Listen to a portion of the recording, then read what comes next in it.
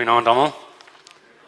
Ek dink ek kan ons 'n bietjie Afrikaans onthou, maar as daar 'n paar Engelse woorde tussenin kom, moet julle my asseblief verskoon, dit was 'n rukkie gewees. Maar dit is lekker om hier te wees. Dit is lekker om saam met julle hier te wees vanaand. En ek kan 'n paar gesigte herken. En ek seker daar's 'n paar mense wat my nie wil herken nie. So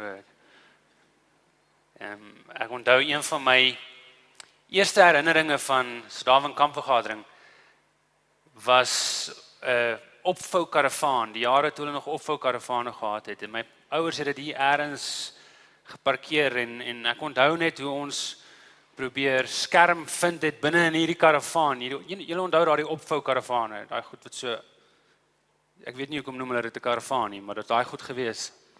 En ek onthou hoe ons probeer skerm vind het in die tent van die karavaan gedeelte in die donderstorms, want so nou en dan is daar maar donderstorms hier. En hoe daai seil begin skeer het. Wel, dis my herinnering. My pa sê ek maak gewoonlik die stories op, so ek neem aan daar's 'n gedeelte van waarheid daarin. En een van my ander herinneringe is hoe ek en my broer soms by die koppie opgehardloop het. En ek onthou so 'n paar jaar terug het ek weer daar opgegaan en gedog, maar vraggies, ek is seker toe ons kinders was hierdie koppie groter gewees en verder. En dit het ons langer gevat om op te gaan. En so nou en dan het ons ook geweet ons het opgegaan sonder permissie van my pa hulle. En as ons gevang het, dan was ons in die moeilikheid gewees. En daai tyd het ons nog pak slaag gekry. Maar my pa het vir my gesê ek is nog nooit te oud vir 'n pak slaan nie, so ek watch maar wat ek sê. Maar dit is goed om hier saam met julle te wees. Ons is in Engeland vir die afgelope 10 jaar. Vir die van julle wat my vrou ken, Lara, sy stuur haar groete. Hulle kon ongelukkig nie hierdie keer saam met ons wees nie. Ons het 2 jong dogtertjies. Ons het 'n 12-jarige meisie Leiken wat in Sunninghill in Johannesburg gebore was in 2005 en ons het 'n 8-jarige meisie wat in Engeland gebore was in 2009. Haar naam is Jamie. En dit is interessant as ons kom kuier in Suid-Afrika, dan voel Leiken asof sy terugkom huis toe. Maar as ons 'n weekie is, dan wil Jamie huis toe gaan. So ons is nou in 'n probleem want ons het 2 verskillende families in die huis gesin. Maar dit is altyd lekker om te kom kuier, maar dit is altyd lekker om hier te wees. Dit is lekker om vir 'n slag of vir 'n bietjie in Afrikaans te aanbid. Daar is baie Suid-Afrikaners in Engeland wat daar in die Adventiste kerk is en dis so nou en dan lekker om op 'n Sabbat in ons gemeentes, die gemeente waar ek is, het ons 'n paar Suid-Afrikaners. En al is hulle Engels sprekend, dis net so lekker as hulle by deurkom en hulle groet weer in Afrikaans, dan kan ons 'n bietjie skinder in Afrikaans. Dis nie baie respekvol teenoor die Engelse nie, maar ons gee ook nie om nie, so dis ook okay. Ons kuier maar lekker in Afrikaans en net nou die dag was ons by vriende gewees in die area van Newbold, waar daar die Adventiste College is, waar ons weer met 'n paar Afrikaners gaan kuier het. En daar is die neiging nou, ons begin nou daaroor te praat, maar ons wil nie hard daaroor praat nie, want ons is bang, dit gaan waarheid word. Maar as 'n paar van ons is so 3 of 4 Suid-Afrikaanse predikante in die Suid-Engelandse konferensie, wat daaraan begin dink om dalk op 'n kwartaallikse basis Suid-Afrikaanse kerk te begin. Want daar is soveel Suid-Afrikaners in die area waar ons is. En ons op die oomblik bedien die Stanbrook Park gemeente wat in Watford is. Watford is die dorp waar die Suid-Engeland konferensie se kantore is, waar die Britse Unie se kantore is. En voor ons by daardie gemeente was ek in 'n ander gemeente, St Albans, waar die divisiekantore is. So die afgelope paar jaar het ons te doen met al die administrateurs. En so ek weet en ek glo dat die Here het my nie geroep in die administrasie in nie. Ek kan julle dit waarborg. Dit lyk net te erg. Sorry leraar Morney, maar dit is maar so, dis hoe dit is. So ja, ek dink soos die naweek gaan, sal ek vir julle 'n bietjie meer vertel omtrent die kerk. Ons het 'n baie interessante gemeente waar ons bedien op die oomblik in Stanbrook Park. Ons het dis die grootste Adventiste gemeente in daai area, dis die 3de grootste Adventiste gemeente in die hele Trans-Europese divisie. En ons is maar net 700 lidmate. So julle kan verstaan dat die ander 2 gemeentes wat groter is as ons, is 'n gemeente in Brixton, hy het 1000 lidmate en die ander gemeente is in Croydon, dis almal in Londen. Hulle is so 700, hulle bestaan meestal uit immigrante uit. Die Adventiste kerk in Engeland, 95% van die Adventiste kerk in Engeland is immigrasie. So 5% van die Adventiste kerk in Engeland is Britse Engelse mense. So daar's groot uitdagings. Van daardie 5% sal ons kan sê is omtrent 2 tot 3% blanke Britse Adventiste en die res is mense van Wes-Indië, van Afrika, al die nasies in Afrika, al die eilande in Wes-Indië, as ek moet so sê, en ook baie Adventiste van die Oos-Europese nasies, van Hongarije, van Poland, van Bulgarije en van Roemenië. En in die gemeente waar ons op die oomblik bedien, van 'n gemeente van 700, sal ons sê is omtrent 50% van die gemeente Brits, en omtrent van daai 50% kan ons sê is omtrent 30% blanke Brits. Die res is almal immigrasie, wat nogal snaaks is, want hulle senior predikant is nou ook 'n immigrant, en die assistent-predikant is van Holland, so hy is ook 'n immigrant. So ek weet nie waar die kerk heen gaan lei nie, maar ons glo dat die Heilige Gees die werk sal doen wat gedoen moet word in daardie land. En soos die naweek aangaan, sal ek julle 'n bietjie meer vertel van wat ons daar doen, want dit is 'n baie interessante gemeente wat besig is elke dag van die week. Nie net op 'n Saterdag nie, maar elke dag van die week. Dit is die enigste gemeente in Europa, in Wes-Europa, wat oop is elke dag van die week. En ons sal julle 'n bietjie daarvan vertel, soos ons deur die naweek gaan. So, kom ons bid dit gou weer saam. Dierbare Here, dis lekker om weer 'n bietjie Afrikaans te praat. Maar jy weet hoe lank laas dit gebeur het deur hierdie mond. En ek vra dat die Heilige Gees hierdie geleentheid sal gebruik om U naam te verhoog. Dat ons hiervandaan sal gaan, wetende dat ons tyd saam met Jesus spandeer het en dat ons verlosser weer leer ken het. So neem hierdie geleentheid en maak dit wat U wil hê dit moet wees. En vul ons harte met dit wat U weet ons nodig het. Nie wat ons dink ons nodig het nie, maar wat U weet ons nodig het. Ons los dit in U hande en vra dat die Heilige Gees in beheer sal wees in Jesus se naam. Amen. Nou ek weet nie van julle nie, maar ek is gereeld verkeerd. Nogal regtig verkeerd. En hierdie bewuswording het lank gevat om na my toe te kom. Ek weet nie of julle gereeld verkeerd is nie. Enige een van julle gereeld verkeerd? Alright, ek sien so 'n paar gesigte en ek dink al die mans met hulle hande opsteek, maar nie wel so nie. Nog regtig verkeerd en ek kom van 'n familie, ek dink as ek moet reg, my pa kan my reg om my ma sal seker vir my sê of ek reg is of verkeerd, maar ek dink ons is ongeveer die 3de generasie Adventiste. 4 van my pa se broers het predikante geword. En so ek kom uit 'n soort van 'n Sewendag Adventiste familie uit, die konteks waarin ons groot geword het. En ek onthou hoe Witbank gemeente vir my die geleentheid gegee het om my eerste preek te preek. En ek dink dit was omtrent om die ouderdom van so net na ek 17 geword het. En hulle was baie braaf of hulle was baie dom. Maar hulle het my die geleentheid gegee want dit was die kortste preek wat daai kerk nog ooit gehad het.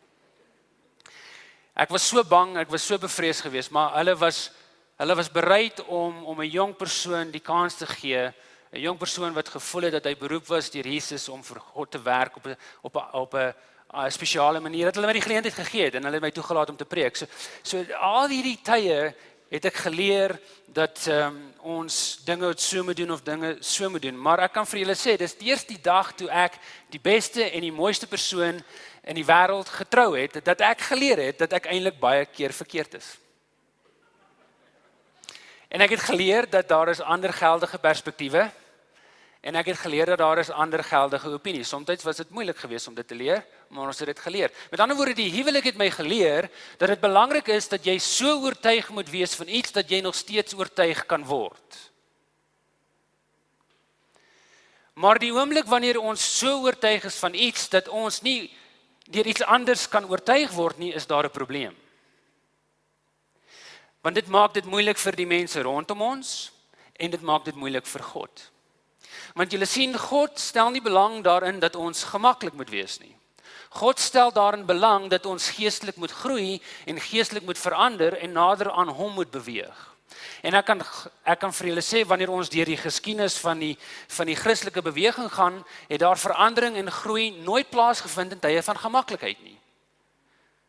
Om die waarheid te sê, dis tye van gemaklikheid wanneer die Christelike beweging wegbeweeg het van die Bybelse beginsels. En so dis slegs in tye van ongerief, tye van ongemaklikheid waar daar verandering en groei plaasvind. Dis slegs in tye van ongemaklikheid en ongerief wanneer ons besef dat dis nie ons perspektief alleen wat geldig is nie en ons perspektief is nie noodwendig gelykstaande aan God se perspektief nie. So met dit in gedagte, vat die Bybels en kom ons maak dit oop by Matteus hoofstuk 1. Matteus hoofstuk 1, daar op die eerste bladsy van die Nuwe Testament. En hierdie storie is 'n baie welbekende storie. Dis 'n storie wat gewoonlik oor gepraat word tydens Kersfees, maar is ook 'n goeie storie om oor te praat tydens Paasnaweek. So kom ons gaan na Matteus hoofstuk 1 toe. En kom ons lees gou wat gebeur hier vanaf vers 18. Die meeste van die tyd sal ek vir ons uit die ou vertaling uitlees en 1 of 2 keer sal ek oorskuif na die nuwe vertaling toe, maar ek sal vir u sê ons dit doen. So kom ons lees uit die ou vertaling uit en vir die van julle wat nie Bybels het of die goedjies op julle fone of iets kan kry nie, dis op die skerms. En so ek hoop hulle sal my maar volg. Ek gaan nie vir hulle sê wat om te doen nie. Hulle kan maar net opsit en as hulle opsit dan sit op en as hulle dit nie opsit nie, is dit nie op nie. Dis ook okay. En ek hoop nie dis my broer wat daar agter besig is nie, want anders gaan ek in die moeilikheid wees vanaand. So hier gaan ons, Matteus hoofstuk 1 vanaf vers 18. Dit sê die volgende: die geboorte van Jesus Christus was dan so. Toe sy moeder Maria verloof was aan Josef, voordat hulle saamgekom het, is sy swanger bevind uit die Heilige Gees. En Josef haar man, omdat hy regverdig was en onwillig om haar openbaar te maak, het hom voorgenem om die geheim van haar te skei. Maar terwyl hy dit in die gedagte gehad het, verskyn daar 'n engel van die Here in 'n droom aan hom en sê: Josef, seun van Dawid, wees nie bevrees om Maria jou vrou by jou te neem nie, want wat in haar verwek is uit die Heilige Gees. En sy sal 'n seun baar en jy moet hom Jesus noem, want dit is hy wat sy volk van hulle sondes sal verlos. En dit het alles gebeur sodat die woord vervul sou word wat die Here deur die profeet gespreek het. Kyk, die maagd sal swanger word en 'n seun baar, en hulle sal hom Immanuel noem. Dit is as dit vertaal word, God met ons. En toe Josef uit die slaap wakker word, het hy gedoen soos die engel van die Here hom beveel het, en sy vrou by hom geneem. En hy het haar nie beken, totdat sy haar eersgebore seun gebaar het nie, en hy het hom Jesus genoem. Nou vir vanaand se doeleindes gaan ons gedagtes fokus op vers 19. Luister wat vers 19 sê. Dit sê: en Josef haar man, omdat hy regverdig was en onwillig om haar openbaar te maak, het hom voorgenem om in die geheim van haar te skei. Met ander woorde, Matteus sê vir ons dat hier is 'n man met die naam van Josef, en Josef was 'n regverdige man. Regverdig in die konteks van geregtigheid. Dis 'n tegniese uitdrukking en die oorspronklike Hebreëse woord is 'n enkel woord, dis die woord tzadik. Tzadik. Josef was 'n tzadik. Hy was 'n regverdige man. En om 'n tzadik te wees in Josef se tyd het beteken dat jy iemand was wat 'n onwrikbare gehoorsaamheid gehad het teenoor die Torah, die wetboek. Met ander woorde wat die Torah gesê het, dis is wat Josef gedoen het. So Josef het byvoorbeeld nie varkfrikadelletjies geëet nie. Want dit was deel van die onrein kos. Josef het homself nie gemeng met die verkeerde mense nie, want hy was 'n tzadik. Josef het al die reinigingsprosesse volledig en presies gehou. Josef het nie sy houtwerkwinkel laat op 'n Vrydag aand oopgehou sodat hy ekstra bietjie geld kan maak nie, want Josef was 'n tzadik. En almal in daardie klein dorpie waar Josef gewoon het geweet dat Josef is 'n tzadik, hy's 'n regverdige persoon. En in daardie kultuur en daardie tyd was dit belangrik om 'n tzadik te wees. Almal se ambisie, almal se begeerte was om 'n tzadik te wees. Net soos dit vandag in ons kultuur mense se begeerte is, 'n besigheidspersoon wil die direkteur van 'n maatskappy word. 'n Atleet wil 'n Olimpiese medalje wen. Dis hulle begeerte, dis hulle ambisie. Elke rugby speler wil vir die Blou Bulle speel. Wel, dis wanneer hulle nie pink dra nie, maar in elk geval. Elke jong 70 Adventis wil by Helderberg gaan studeer. So met ander woorde, om in daardie tyd 'n Israeliet te wees beteken jy wou 'n tzaddik word, jy wou 'n regverdige persoon wees, want om 'n tzaddik te wees beteken dat jy gesien was, jy was gehoor, jy was iemand, jy het iets beteken, jy was gerespekteer, jy het gearriveer en dis vir Josef hy was 'n tzaddik, 'n regverdige persoon. Maar Josef het 'n probleem gehad. Hy was verloof. Hy was verloof van 'n 13 tot 15-jarige meisie. En hy was besig om vir haar te wag om 'n volwasse te word sodat hy met haar kon trou. En verloving in daardie tyd was nie so eenvoudig soos dit is vandag nie. Dis nie noodwendig dat jy na 'n restaurant toe gaan, jy gaan op jou knieë en jy vra vir iemand en hulle sê ja en dis verloof nie. Nee, dis nie hoe dit gewerk nie. Ek onthou toe ek my vrou gevra het om met my te trou. Dit het nie by 'n restaurant gebeur nie. Sy het gedink dit gaan daar gebeur, maar dit het nie daar gebeur nie. Ek het haar uitgevang. Ek het haar na die kerksaal toe gevat. Dit is nie baie romanties nie, né? Nee. Daar waar ons gebly het, net buitekant Helderberg College, was daar 'n kommunie gewees waar studente in kon bly. Ons was 13 studente gewees. Ek was een van 13 studente wat daar gebly het. En ons het die stal opgemaak. Ek weet nie hoekom ek julle dit nou vertel nie. Anyway, ons het die stal opgemaak en ek het daar ingebring en ons het musiek gespeel en sy het gehuil toe ek haar gevra het. Ek onthou toe ek haar gevra het om met my te trou en ek wys waar die ring. Sy gaan my skop as ek julle nou vertel. Ek wys waar die ring en ek sê vir haar sy met my trou en sy sê ja, ek kan nie die ring sien nie. Sy het so gehuil, sy kon nie die ring sien nie. Gelukkig het sy gesê ek kan nie die diamant sien nie. Maar om verloof te raak in daardie tyd was nie so 'n eenvoudige proses nie. Ouers het voor die tyd gegaan en hulle het 'n kontrak geteken met mekaar en die enigste manier hoe jy daardie verloving kon breek was om deur 'n egskeiding te gaan. Dit was 'n publieke ding. Die hele gemeenskap was betrokke by dit gewees. Dit was 'n statusding gewees. En so Josef het 'n probleem, 'n groot probleem, want Josef is verloof en sy verloofde is verwagtend, maar hy's nie die pa nie. En in daardie klein dorpie waar almal mekaar se stories ken, is dit 'n onaanvaarbare probleem. Wat gaan Josef doen? Hy's 'n regverdige man, hy wil die regverdige ding doen, maar wat is die regverdige ding om te doen?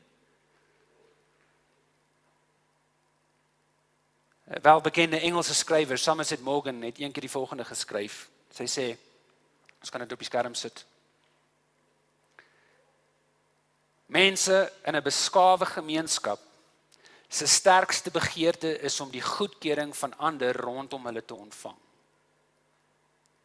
Mense in 'n beskaafde gemeenskap se sterkste begeerte is om die goedkeuring van ander rondom hulle te ontvang. Met ander woorde, ons instinktiewe neiging as 'n mensdom, as ons menswese is om dit wat ander goedkeur, dit wat die beaming van ander tot ons sal bring, na te soek, na te jaag. So hier is Josef, en wie weet, miskien hardloop hy na sy vriende toe, en hy sê vir ouens, Maria het verwagting geword, wat dink julle moet ek doen? Of miskien hardloop hy na sy maale toe en vra vir hulle, hoorie, Maria is verwagting, wat moet ek doen? En voor jy jou oë uitvee, weet die hele dorp daarvan. Maar ons weet volgens die teks dat dit is juist wat Josef nie gedoen het nie. Josef wou aan nie skande steek nie, Josef wou aan nie blootstel nie, hy wou aan nie verneder het nie. Maar hy wil die regverdige ding doen. En wie weet, as in elk geval na sy vriende toe gegaan het, sou hulle dalk vir hom gesê het, hey, jy's 'n tzaddik, jy's 'n regverdige persoon, doen wat die Bybel sê. Jy kan nie verkeerd gaan nie. Hoeveel van julle het dit al gehoor? Ek kan vir julle sê, ek het dit al baie gehoor.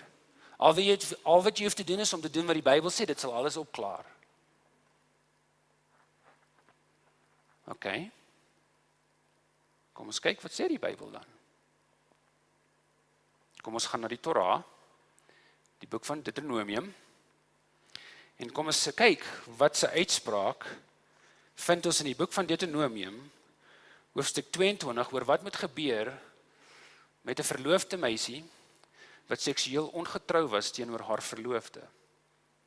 Deuteronomium hoofstuk 22, jammer, vanaf vers 20, en hou julle vingers by Matteus, ons gaan terug so toe, maar kom ons lees gou wat sê dit hier. Dit sê die volgende in vers 20 en 21, maar as hierdie woord waarheid is, die maagdom is aan die dogter nie gevind nie, Dan moet hulle die dogter na die deur van haar vader se huis uitbring en die manne van haar stad moet haar stenig dat sy sterwe omdat sy 'n skandaad in Israel begaan het deur in die huis van haar vader te hoereer. So moet jy dan die kwaad uit jou midde uitroei. Nou dink net daaraan, as jou hele identiteit, jou hele aansien draai rondom die feit dat jy gehoorsaam is teenoor die Torah, dat jy doen wat die Torah sê, is jy in die moeilikheid, want dis wat die Bybel sê jy moet doen. Jy moet uitgaan en dan gaan stenig.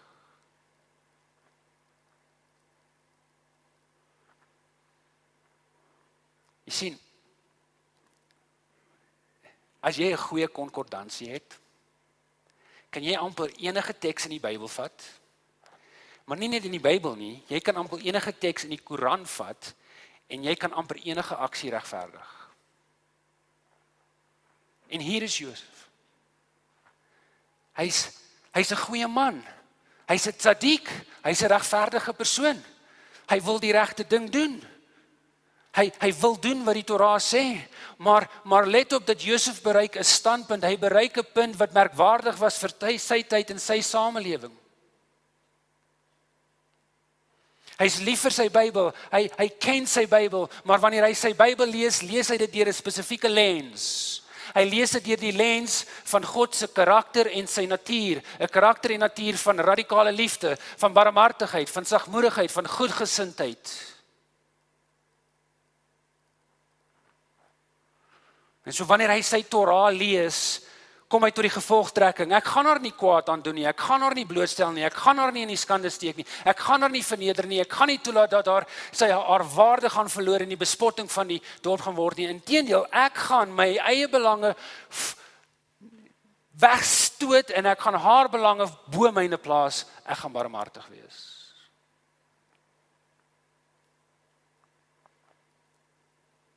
Hy besluit om haar te beskerm. Waar het hy dit in die Torah gelees? Kom ek sê vir die waar hy het gelees het. Hy het dit gelees in die karakter en die natuur van God, wat die Bybel geïnspireer het.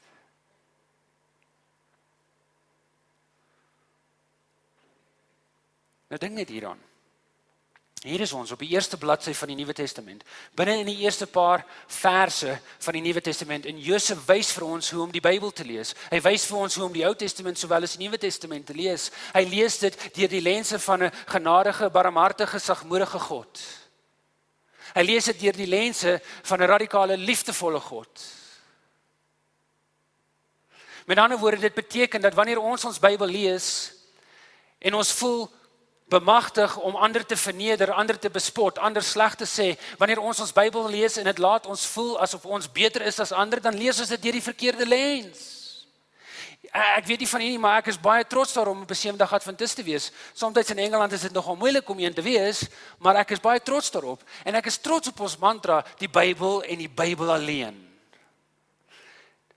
Dis fantasties, want wanneer ons die geleentheid het om met ander mense te gesels, en ek het die geleentheid om gereeld met ander denominasieleiers te praat, daar in Watford waar ons is, ons is deel van die bestuursliggaam in Watford, wat alle Christelike aksies in Watford beheer, en ek het die geleentheid om met hulle te praat oor die Sabbat, ek het die geleentheid om met hulle te praat oor die toestand van die dode, maar geliefdes, wanneer ons oor daardie goed gesels, wanneer ons daardie goed lees, wanneer ons glo in die Bybel en die Bybel alleen, dis alles goed en wel, as ons die Bybel deur die lens van God se karakter lees.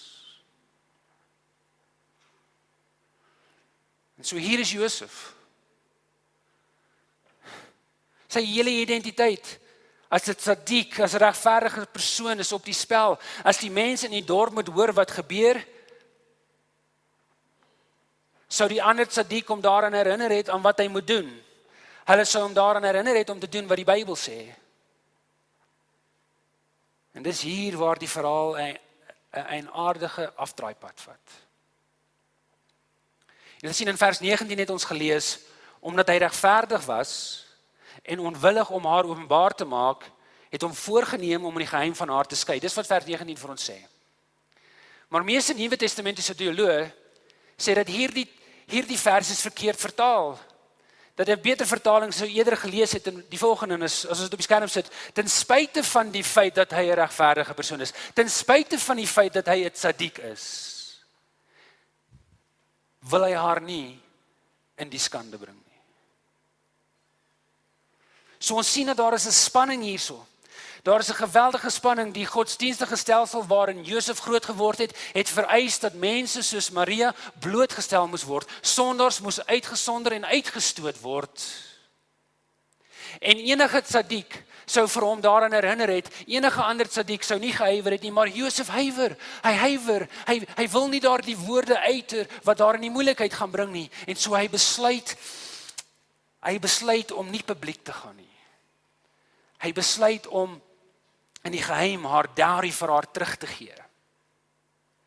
Haar verlovingssertifikaat terug te gee. Miskien op daardie manier, op daardie geheime manier, kan hy 'n bietjie van haar identiteit, van haar waarde behou. Maar geliefdes, dit sou in elk geval uitgekom het as hy dit gedoen het. En miskien op daardie manier kan hy sy eie tzadikheid, hy kan sy eie regverdigheid, sy eie status in daardie gemeenskap behou.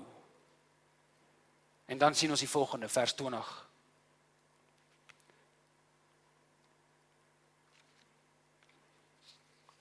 Maar terwyl hy dit in gedagte gehad het, verskyn daar 'n engel van die Here in 'n droom aan hom en sê: Josef, seun van Dawid, wees nie bevrees om Maria jou vrou by jou te neem nie, want wat in haar verwek is uit die Heilige Gees.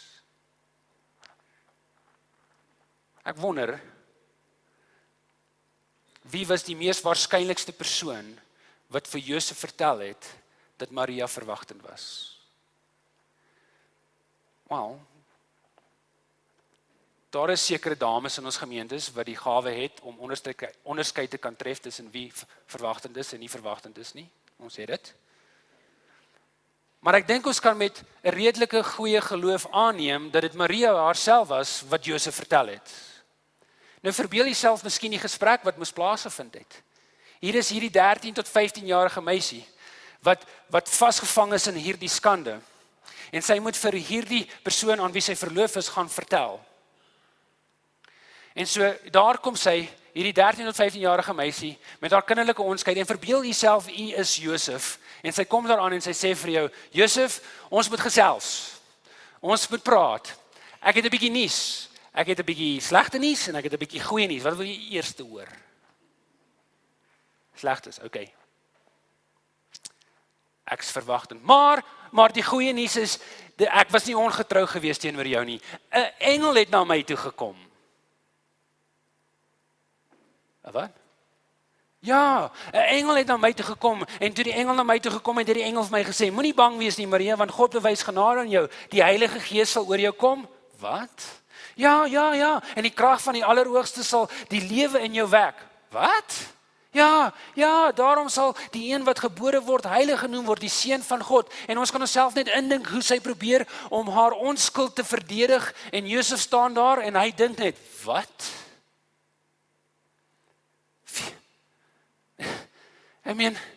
Wie van my vriende dink jy gaan daai storie glo? Hulle mag dalk vir my sê, hoor hier, sy is jonk, sy is mooi. Maar kom aan, Josef, 'n engel aan 'n 13-jarige meisie in 'n klein dorpie tussen niks en nêrens, ver van Jerusalem en Rome af, 'n engel? Kom aan, Josef. Ons het al beter stories as dit gehoor.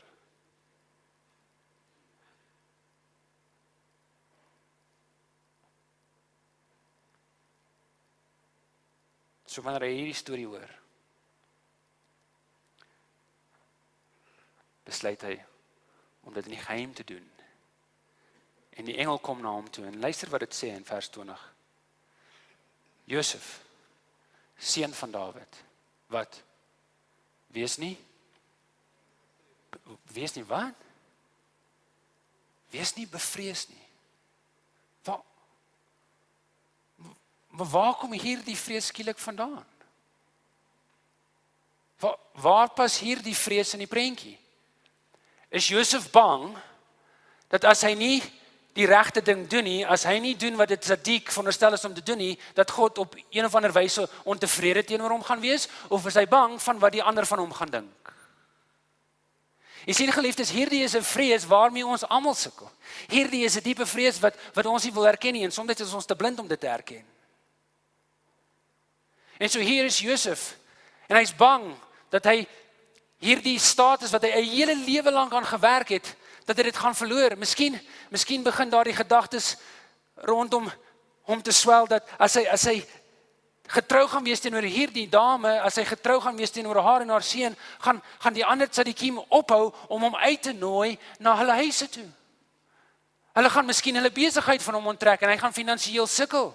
En as hy getrou gaan wees aan hierdie meisie, gaan hy definitief sosiaal verstoot word. So om getrou te wees aan Maria en aan haar seentjie Jesus beteken sosiale en godsdienstige selfmoord.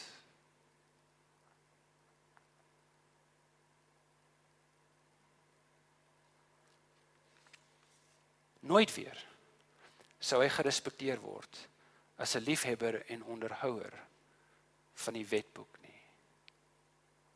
Hierdie status wat hy so lank aan gewerk het, sal oornag so stof in die wind wegwaai.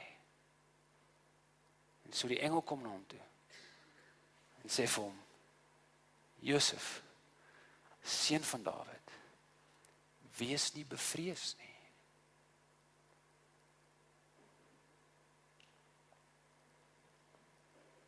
Dink net hier. Hier is jy's Josef. Hierdie meisie kom en sy laat val hierdie bom op jou skoot. Selfs in vandag se terme sal dit skokkende nuus wees vir ouers. Kan jy dink wat se tipe nuus dit moes wees vir Josef en in daardie gemeenskap? Kan jy jouself indink hoe kwaad hy moes net nie wees vir Maria? En miskien was hy nie net kwaad vir Maria nie, maar miskien was hy hartveer vir homself, dat hy homself nou in hierdie situasie vind. En hy was bang, die Bybel sê hy's bang vir die toekoms, want nou is die toekoms nie meer duidelik nie, hy weet nie wat lê voor nie. Nou ek weet nie van u nie, maar wanneer jy kwaad is, wanneer jy bang is, en wanneer jy hartseer is, alles op dieselfde tyd, maak ons nie gewoonlik goeie besluite nie. En hier is Josef, en hy vind homself in hierdie situasie, 'n situasie wat hy homself nie ingeplaas het nie, en hy maak 'n besluit om barmhartig te wees.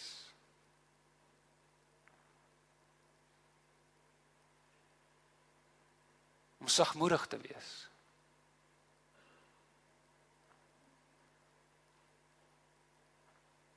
Wat was die gevolg daarvan? Kom ons kyk gou. Markus hoofstuk 6. Dis 30 jaar later. Markus hoofstuk 6. Jesus is terug in Nasaret. Sy reputasie het hom vooruit gegaan. Die murmurering dat hier is 'n ou wat klem lê daarop dat hy mense gesond maak in die naam van God. Hy is 'n tzaddik.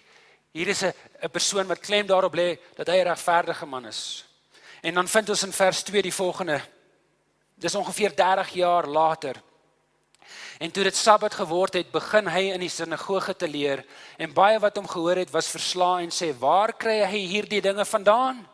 En watter wysheid is aan hom gegee, dat ook sulke kragte deur sy hande plaasvind? Is hy nie die timmerman, die seun van Maria?"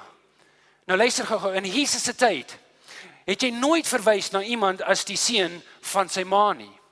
Dit was ongehoord, dit was disrespekvol om dit te doen. Jy het altyd verwys na iemand as die seun van sy pa, maar hier vind ons 30 jaar later dat Jesus na verwys word as die seun van Maria, wat beteken dat Josef sy reputasie nog steeds bevlek was. Dis so kras, dis so erg as om te sê vir iemand: "Voetsek jou hond." Dis so kras, dis so pynvol dit is. En so Markus hoofstuk 6 vers 3 wys vir ons dat 3 dekades later, dis Josef nou al wat vir geruime tyd oorlede is, maar 3 dekades later het sy reputasie nog steeds nie herstel nie. Want hy het besluit om homself toe te vertrou, om langs hierdie dametjie en haar seun te staan. En Maria en Jesus het geweet.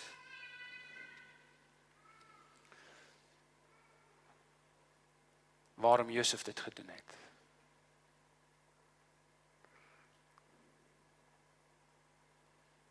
Miskien het God besluit dat Jesus moes groot word in 'n familie wat weet wat dit beteken om gemerk te word as tweede klas gemeenskapslede. Miskien was dit belangrik vir Jesus om te weet wat dit beteken om geen respek te hê onder sy ewenaars nie. Onder sy gelyke nie. Kan jy self net die fluistering, die kinderstories indink, soos Jesus groot geword het. Die bespotting wat hy net nie van sy kindervriende moes ervaar het.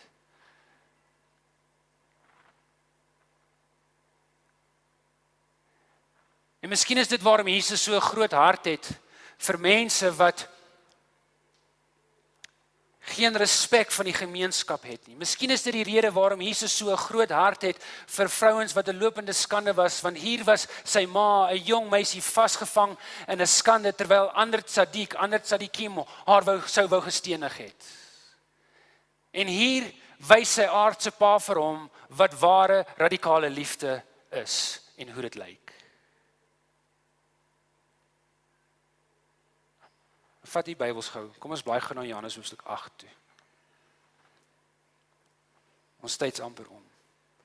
Dis die storie van die vrou wat gevang was in egbreek. En hoe die ander tzadikim, daardie regverdiges, haar daarna Jesus toe gesleep het en haar daar voor Jesus se voete kom neerlê daar in Johannes hoofstuk 8. Dis nou al 'n paar jaar later, 30 jaar later, sy pa is al vir 'n geruime tyd, sy aardse pa is vir 'n geruime tyd oorlede. En daar is Jesus, hy staan daar en hier is hierdie vrou voor hom wat in egbreek gevange betrap is. En daar in vers 4 sê dit vir ons, en toe hulle haar tussen hulle in laat staan het, sê hulle vir hom, dis die ander wat nou met Jesus praat, meester, hierdie vrou is op 'n daad van egbreek betrap. En luister nou wat al die tzadikim, wat elke goeie regverdige persoon sou gesê het. Hulle sê die volgende vers 5. En Moses het ons in die wet bevel gegee om sulke vroue te stenig, maar wat sê u? Met ander woorde, jy is veronderstel om 'n tzadikim te wees, jy is veronderstel om 'n regverdige persoon te wees. So wat dink jy moet ons doen? En ons sien daar in Johannes hoofstuk 8 hoe Jesus afbuk op daardie grond en hoe hy begin skryf daar in daardie grond en vir die laaste 2000 jaar probeer ons uitvind wat dit is wat Jesus daar geskryf het. En teoloë het al hierdie teorieë, miskien het Jesus die 10 gebooie daar neergeskryf of miskien het Jesus dalk die sondes van die mense wat daar rondom haar gestaan het begin neerskryf en dis waarom hulle een vir een begin wegstap het. Of miskien het Jesus maar net daar gestaan en gedink, wag 'n bietjie. As ek sê julle kan haar stenig, is ek in die moeilikheid by die Romeine. En as ek vir julle sê, moet haar nie stenig nie, wees haar barmhartig, wees haar goedgesind, dan is ek in die moeilikheid by julle, want dan gaan julle my oordeel en sê dat ek nie die Torah ernstig opneem nie. Of miskien het Jesus daar gestaan en hy het 'n 13 tot 15-jarige oue meisie onthou. Wat vasgevang was in 'n skande. En hoe 'n jong tzadik, 'n Josef, besluit het om alles op te gee. Om 'n onmeetbare, lewenslange opoffering te maak. Om hierdie meisie, om by haar sy te staan. En so Jesus besluit toe om te doen wat sy pa gedoen het. In vers 7 sê dit die volgende van Johannes 8, maar toe hulle aanhou om hom te vra, het hy hom opgerig en vir hulle gesê, laat die een van julle wat sonder sonde is, die eerste 'n klip op haar gooi. En dit het nie lank gevat nie en Jesus staan daar alleen saam met hierdie dame. Hy staan daar alleen as gevolg van sy radikale liefde teenoor haar, terwyl die ander gereed was om haar te stenig. En al wat ons kan sê is die appel val nie ver van die boom af nie. Soos Vader, so Seun.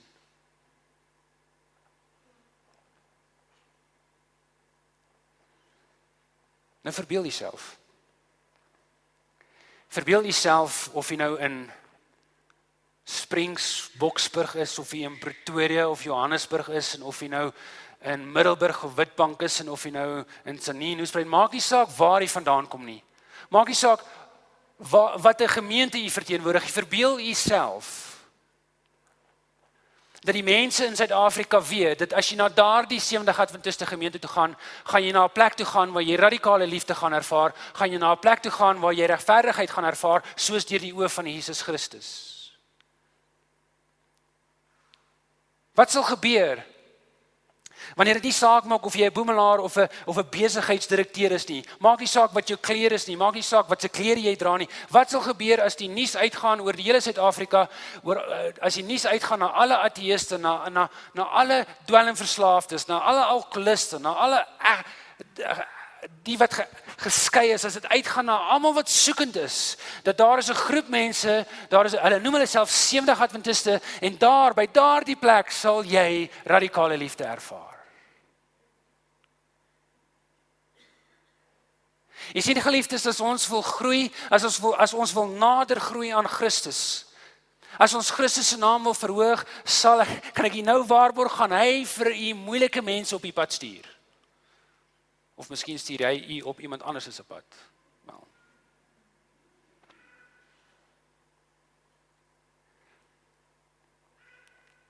Wanneer hierdie naweek verby is, kan ek u waarborg, as u wil groei, as u nader aan Christus wil beweeg, as u Jesus se naam wil verhoog, gaan Christus mense op die pad stuur wat moeilik gaan wees, of dit by u werk is, of dit by die kerk is, want ons vind hulle baie daar, of dit by die huis is, of dit by die familie is, of dit by die vreemdeling is, maar u gaan moeilike mense teekom, want Christus wil u geestelik en emosioneel versterk. En u kan een van twee keuses maak. U kan of besluit om u hande te vou en u lippe te byt en die mense te blameer en hulle want hulle voldoen nie aan ons standaarde nie. Hulle is te sleg, hulle is te lelik, hulle is te liberaal, hulle is te konservatief, hulle is te luidrigtig, hulle is te enigiets, of jy kan besluit dat die Christus se naam gaan verhoog deur hulle radikaal lief te hê.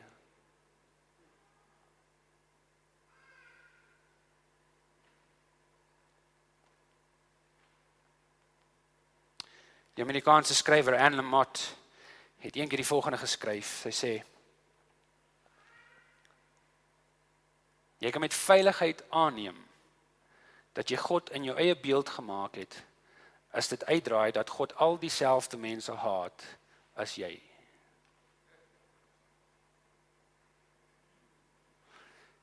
Jy kan met veiligheid aanneem dat jy God in jou eie beeld gemaak het, as dit uitdraai dat God al dieselfde mense haat as jy. Waarom? Want God is 'n God van radikale liefde. Christus wys dit vir ons. Soveel so dat hy gedoen het wat geen sadiek bereid was om te doen nie, tot die punt dat hulle na Jesus toe gekom het en vir hom gesê het: wie dink jy is jy? Dink jy dat jy 'n sadiek is? Dink jy dat jy 'n regverdige persoon is? Jy's 'n vriend van sondaars. En Jesus het vir hulle gesê daar in Matteus 5:20, ja, julle is reg. Maar as julle geregtigheid, as julle sadiekheid nie meer oorvloediger is as die van die skrifgeleerdes en die fariseërs nie, het julle nie toegang tot die hemelse koninkryk nie. Met ander woorde, as jou sadiekheid nie meer oorvloediger is, nie verskillend is van die sadiekheid van die mense rondom jou nie, het jy geen deel aan my nie. En die mense het gewonder, wat sê Jesus? Wat bedoel hy? En Jesus het geweet. Want sy pa was so 'n tipe persoon en sy vader is so 'n God. En geliefdes, as ons wil deel hê, nie aan die toekomstige noodwendig, net die toekomstige hemelse koninkryk nie, maar as ons wil deel hê aan daardie hemelryk nou, hier op aarde, beter ons begin werk en begin glo en beter ons begin om radikale liefde uit te leef. As jy wil deel wees van daardie gemeenskap wat Jesus Christus begin het, beter ons begin glo en radikale liefde uit te leef.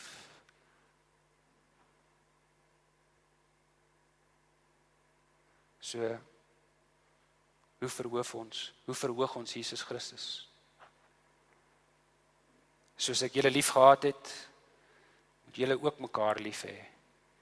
Hieraan sal almal weet dat julle my disippels is, as julle liefde onder mekaar het. Mag die Here ons seën,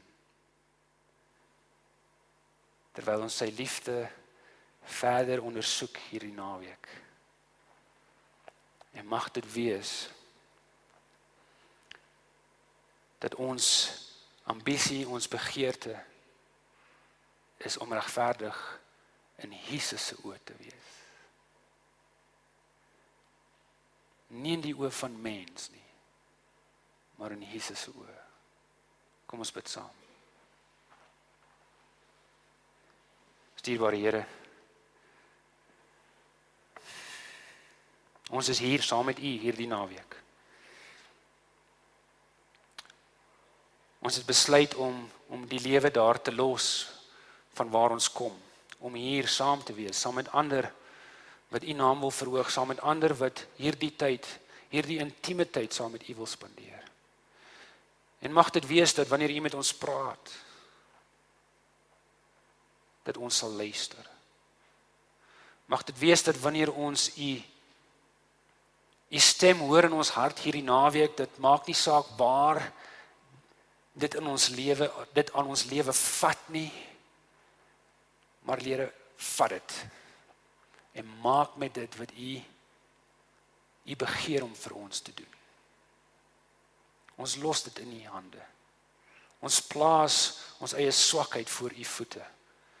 Ons plaas ons neiging om ander se goedkeuring, ander se beaming na te jaag voor U voete. Ons plaas voor U voete ons neiging om onsself te verhoog ten spyte van ander om ons.